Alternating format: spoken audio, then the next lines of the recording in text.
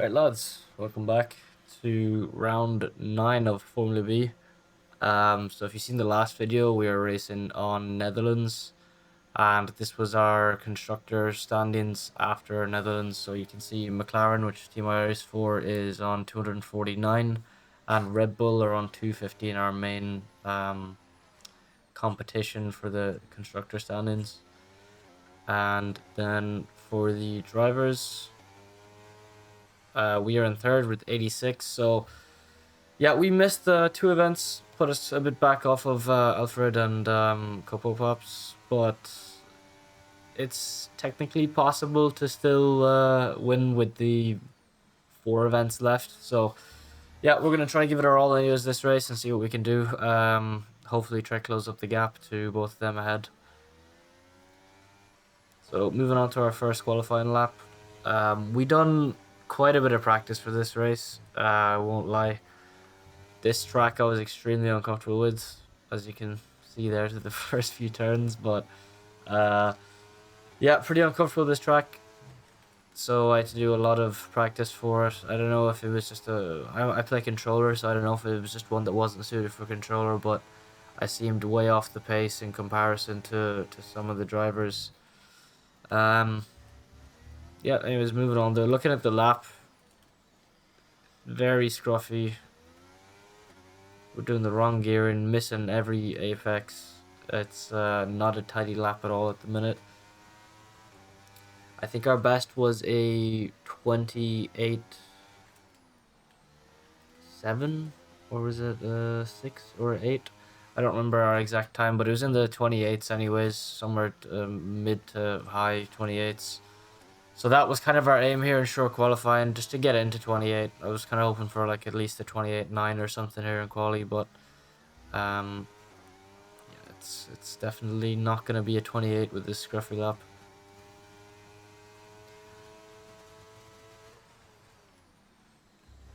So yeah, we completely missed the inside of the curb there. Now moving on to the final two corners, definitely lift a bit too much going through there, and it's 29.7, which I think is around a second off my PB, so not very good. Moving on though, onto our second lap. We do need to improve a lot here. Going through sector 1, we do manage to hook up turn 2, I think that is, or turn 3, a little bit better. We get a better exit. Still not great, but definitely a lot better. Unfortunately though, missed the apex there, so going down this whole straight, we end up losing a 10th at the end of sector 1, so still not a great sector 1. Moving on, we go a bit deep here, but we are in the right gear this time. We're in 4th. And you can see we're starting to pull a bit of time back. We do hit a better apex there this time. Over 2.5 tenths up now. Moving on to the bridge section. We do manage to hook up the right-hander pretty nicely, although we hit that inside curb, which is not too ideal. And we managed to get on the power early enough, so it's definitely a better lap. Still plenty of time to improve. You can see our sector 2 is purple, so I think we were running kind of higher wings than some of the people racing today, because I thought overtaking was just going to be impossible in general, so I was just really hoping to get a good quali, but so far not looking that good. So 3 and a bit tenths up. This gives us a 29.3. We don't even move up or down. And then our third run we completely butchered. We were up a bit of time, 2.5 tenths or something, and then we lost it. But yeah, way off the qualifying pace today. Alright, it's raining at the start, but it's not fucking wet. That's weird. Won't let me put on wets either. That's fucking weird.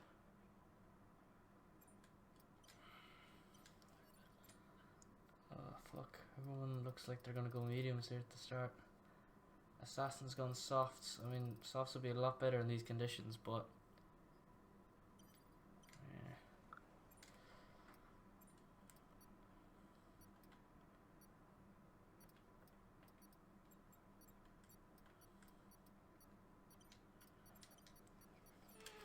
I've gone soft.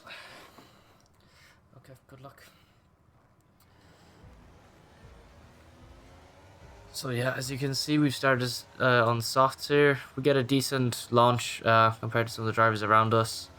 Tim plays it pretty safe into turn 1, so we do send it on the outside. Kind of close the door on him a bit, but it turned out okay. And these are very slippy conditions at the start. I was really struggling, as you can see. Safety car comes out straight away. Other people were clearly struggling as well.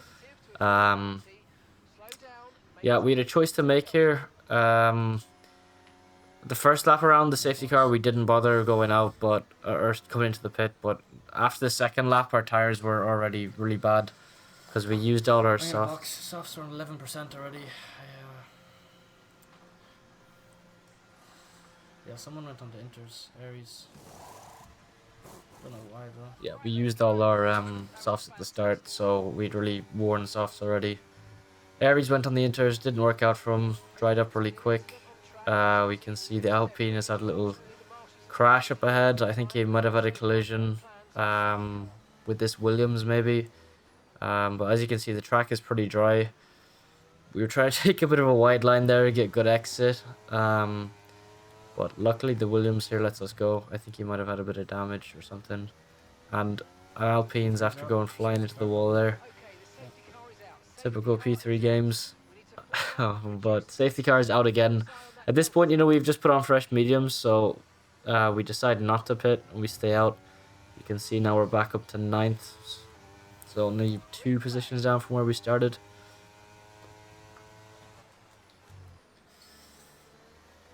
Now we do want to try get Raptor as quickly as we can here. I think he hasn't pitted yet, so it's kind of crucial for our race. There is really high deg on this track. So as you can see, we get a pretty good exit coming onto the straight. Decide to burn our battery here. I think Raptor knows we're kind of on different strategies here, so he doesn't fight it too hard. And now moving on to the Haas and the Ferrari up ahead. So these guys have both pitted. The Haas is on fresh mediums and Assassin is on hards. So at this point in the race, I wasn't too sure of whether they had good pace or not, so I did sit behind them for a little bit. Just trying to figure out whether I was going to need to overtake them or not, because I think the top 4 in front hadn't pit yet still. Assassin's losing a lot of time for us. But as you can hear, I started to realize we were losing quite a bit of time to the 4 guys in front. So, moving on anyways, a lap later, I was letting the Haas to have a go at Assassin, but it wasn't really happening. So, yeah, we decided to put on the overtake here and try get an overtake done on the Haas. Send it down the inside. Pretty clean move. Get it stopped in time. Hook up the curb on the inside really nicely there as well. So, that's job done. Now moving on to Assassin. So as you can see, we did actually lose quite a bit of time sitting behind. We're now 4 seconds off of the top 3. So it was pretty crucial we got in front here as soon as we could. DRS got enabled here too, so I was trying to push here, close up the gap a bit to hopefully get it done on this straight. You can see we're closing up. We decide to go around the left and we get pretty tightly squeezed. There's a bit of drama about that after the race. He did end up getting a 5-second penalty for that. Not 100% sure what he was doing, but as you can see, fuck's sake, Assassin gave me wing damage. I wasn't too happy with that, and I did get wing damage. It was luckily only the minor green wing damage, so it wasn't awful, but as you can hear, I'm still not happy with it. I'm probably losing 2 to 3 tenths a lap, or maybe more. I'm not sure how severe it is, but we drive on standard, so the damage, I think the older the tires are, the wing damage gets worse and worse, or something like that, or feels worse. So moving on to lap 10, we've kind of closed up to the top 3 ahead a little bit.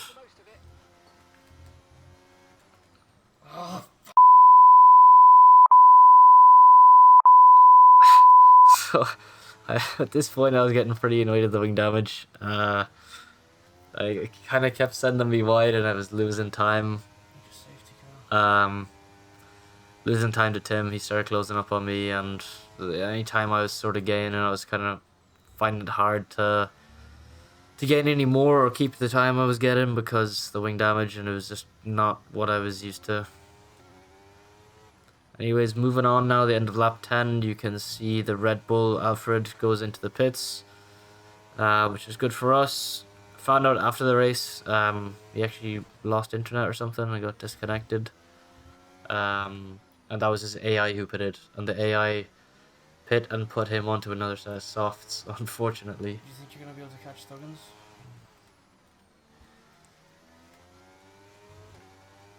Huh? Yeah. Well, I was thinking, any chance you'd be able to give me DRS? So at this point, I was asking for DRS from a teammate to try and defend Tim, because I felt like it was inevitable I was going to get overtaken, but he politely rejected and decided to pit the next lap. He was racing Alfred, so it was fair enough. Yep, so Thuggins and Cocoa Pops go into the pits, so that leaves me and Tim out in a net P1 and 2. We're on 8 lap old mediums at this point, so they're pretty old tires. You can see I'm weaving here on the straight because I'm trying to say to Tim, let's work together here. I wanted to let him go here too, just to see what his pace was like, see if he was going to be quicker than me, which I was hoping he should be with my wing damage. Moving on then, 3 laps later, Tim did have quite good pace at times, and then it was a bit inconsistent, so he'd have one really good lap and another lap then where he'd make a few mistakes and stuff, so I decided I wanted to get back in front just to set a few consistent laps. I could also see on the mini map down the bottom left that the green Aston Martin was right behind that Mercedes, so yeah, I thought it was crucial I get in front here. Yeah, as you can see, lap 17, moving on. Still me and Tim quite far ahead of those 2 Ferraris. I think we had a bit of better pace than them both today, so the tyre advantage didn't manage to help them enough, I guess, to close up.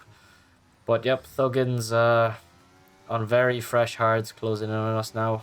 Luckily, there's a bit of traffic, but as you can see, moving on then, two laps later, Thuggins has got by one of the Ferraris, and Tim has just picked up a 3-second penalty, so that is great for us. It means one less person we kind of have to worry about. I knew he wasn't going to get that removed because it was a track limit thing, but anyways, moving on another 2 laps, you can see Thuggins has closed up a lot. He was more than like 2 seconds a lap quicker at this point, so he's in our DRS now. I was hoping to stay in front here and maybe Tim could fend him off, seeing as he didn't have wing damage. I didn't think Tim was going to go for it, but as you can see, he's obviously turned on the battery here and gone full attack. I didn't want to fight this too hard to give Thuggins a good opportunity. So yeah, now we're in P2. We have to try defend against Thuggins, who has got I think 8 to 12 lap older tires, or newer tires, sorry, and they're hards as well, so they're in a lot better condition. Yeah, we're just really struggling. Tim definitely is better paced than us at this stage in the race. We go really deep here, which does not help. It allows Thuggins to get a better exit, come alongside us, and he easily gets through. We do try fight it, go a little deep. We have a little push about, but yeah, Thuggins inevitably gets ahead of us. So yeah, I mean, at this point I knew the race win was off the cards.